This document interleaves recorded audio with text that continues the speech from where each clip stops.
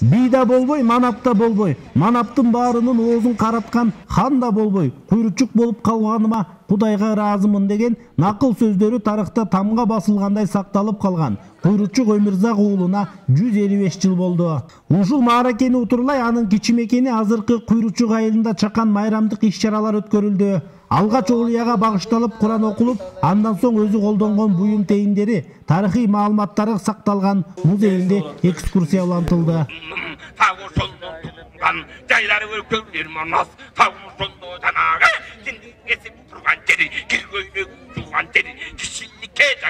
Кийинки бөлүгү болгон концерттик программаны манасчы Дөөлөт Сыдыков манас айтуу менен ачып берди. Бул күн спорттук иш-чаралар менен коштолуп, элдин маанайы шаңга бөлөнүп турду. Атасына бата берилип, Куйручук атанын батасынан бүткөн районубуздун Байзак айылынын тургуну, манасчы, комузчу жана төкмөчүлүгү менен таанымал Кедейкан Султанов учурда 86 жашка келди. Анын жамактап узак айткан кыз кербези жана куудулдук өнөрү калыптанган инсан экени белгилүү. Куйручук деген Олия.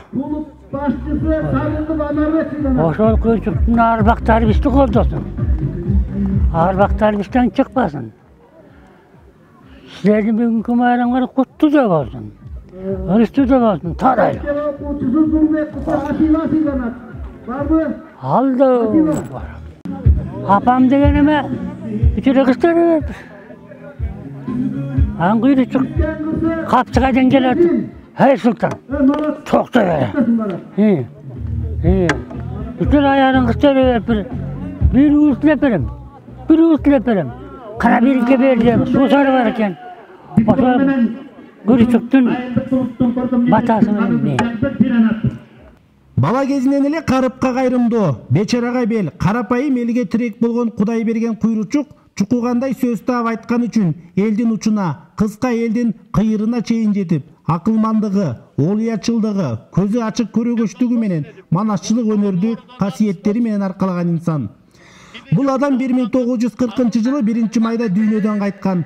Куйручук ата фондунун негиздөөчүлөрүнүн бири Райымбек Көчөрбаевдин айтымында, бул фонд негизинен элеттик өнүктүрүүгө аракеттерди жасамакчы. Ошо биздин максатыбыз ушу айылды кандайдыр бир ушу Куйручук атанын атын алып жүргөндөн кийин бир жакшы чоң бир иш алып барсакпы дегенбиз да. Ошол элдин жардамы менен фондко түшкөн акча менен бир жакшы иштерди алып барып жанагы спорт зал салсакпы деген, ошондой эле айылдарга бир ошо фонд эгерде байып кете турган болсо, элдин жардамы болсо, ошо биз лоток коюлса деген ушундай ой менен ачылган да башындачы. Биздин максатыбыз ошо элдин баштарын бириктирип, ынтымакка чакырып, жана жакшы чоң иштерди жасамай болгон да. Куйручук Өмүрзак уулунун чөбөрөсү Жекшенбек Куйручуков Олиянын урпагы экенине сыймыктанат. Анын айтымында атанын өнөрүн, чечендигин алып калган урпагы жок. Бирок Олиянын уулу Мухаммеддин баласы Ашымдын кенже уулунан манас айтуучулук жана ырдоо жагынан өнөрү калганын айтат.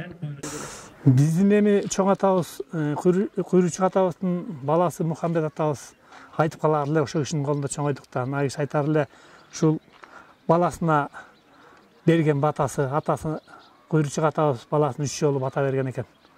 Анан ошол батасы 2 батасын алган экен, ошо экөөнү көтөрө албай калгандан үчүнчүсүн бербей эле коеюн деген экен.